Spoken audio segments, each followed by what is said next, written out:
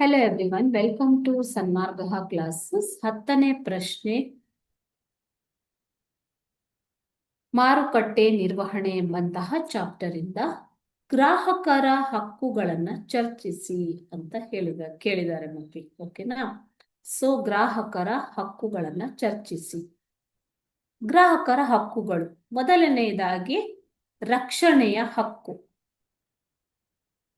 ರಕ್ಷಣೆ ಅಂತಂದ್ರೆ ಗ್ರಾಹಕರ ಜೀವನ, ಲೈಫ್ ಮತ್ತು ಆಸಕ್ತಿಗೆ ಅಪಾಯವಾಗದಂತೆ ಅಪಾಯಕಾರಿಯಾದ ಸರಕುಗಳ ವಿಕ್ರಯದ ವಿರುದ್ಧ ರಕ್ಷಿಸುವ ಹಕ್ಕು.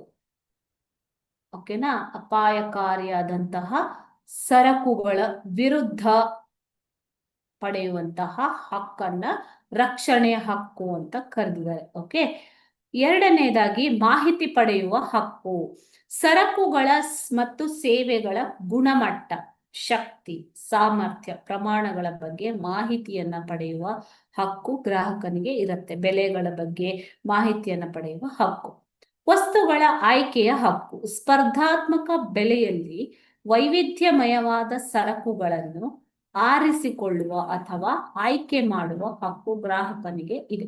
ಈಗ ನಾನು ಯಾವುದೋ ಒಂದು ವಸ್ತುವನ್ನ ಪರ್ಚೇಸ್ ಮಾಡ್ತೀನಿ ಅಂತಂದ್ರೆ ನಾನು ಒಂದು ವಸ್ತುವಿಗೆ ಅನೇಕ ಕಂಪನಿಯ ವಸ್ತುಗಳನ್ನ ಹುಡುಕ್ತೀನಿ ಅಲ್ವಾ? ಸೊ ಅದಕ್ಕೆ ಕಾಂಪಿಟಿಟರ್ಸ್ ಅವುಗಳನ್ನ ಹುಡುಕ್ಬಿಟ್ಟು ಯಾವುದು ಕಡಿಮೆ ಬೆಲೆಯಲ್ಲಿ, ಯಾವುದು ಹೆಚ್ಚಿನ ಗುಣಮಟ್ಟದಲ್ಲಿ ನನಗೆ ಸಿಗತ್ತೋ ಅದನ್ನ ನಾನು ಖರೀದಿ ಮಾಡ್ತೀನಿ ಅಥವಾ ಆಯ್ಕೆ ಮಾಡ್ತೀನಿ. ಓಕೆ. ಸೊ ಈ ರೀತಿಯ ಹಕ್ಕುಗಳನ್ನ ಗ್ರಾಹಕರಿಗೆ ನೀಡಲಾಗಿದೆ. ವಸ್ತುಗಳ ಬಗ್ಗೆ ಆಲಿಸುವ ಹಕ್ಕು. ಗ್ರಾಹಕರ ಇಷ್ಟಗಳನ್ನ ಕೇಳಿ ತಿಳಿದುಕೊಂಡು ಅವುಗಳನ್ನ ಸೂಕ್ತ ರೀತಿಯಲ್ಲಿ ಪರಿಗಣಿಸುವುದು ಉತ್ಪಾದಕರ ಅಥವಾ ಮಾರಾಟಗಾರರ ಒಂದು ಕರ್ತವ್ಯ. ಸೊ ಈ ಗ್ರಾಹಕರಿಗೆ ವಸ್ತುಗಳ ಬಗ್ಗೆ ಆಲಿಸುವ ಹಕ್ಕನ್ನ ನೀಡಲಾಗಿದೆ. ಓಕೆ. ಶೋಷಣೆಯ ವಿರುದ್ಧದ ಹಕ್ಕು. ಗ್ರಾಹಕರಿಗೆ ವಂಚನೆ ಅಥವಾ ಮೋಸ ಮಾಡುವಂತಹ ಆಚರಣೆಗಳ ವಿರುದ್ಧ ಹಕ್ಕುಗಳನ್ನ ಪಡೆಯುವಂಥದ್ದು. ಓಕೆ. ಸೊ ಕ್ವಾಂಟಿಟಿಯಲ್ಲಿ ಇರ್ಬೋದು ಅಥವಾ ಕ್ವಾಲಿಟಿನಲ್ಲಿ ಇರ್ಬೋದು, ಗುಣಮಟ್ಟದಲ್ಲಿ ಇರ್ಬೋದು, ಬೆಲೆಯಲ್ಲಿ ಇರ್ಬೋದು ಅಥವಾ ವಸ್ತುವಿನ ಪರಿಮಾಣಗಳಲ್ಲಿ ಇರ್ಬೋದು, ಗ್ರಾಹಕರಿಗೆ ಯಾವುದೇ ರೀತಿಯ ಮೋಸವಾಗದೆ ಇರುವ ಹಾಗೆ ರಕ್ಷಣೆ ಪಡೆಯುವ ಹಕ್ಕು ಗ್ರಾಹಕನಿಗೆ ಇದೆ. ಗ್ರಾಹಕ ಶಿಕ್ಷಣದ ಹಕ್ಕು.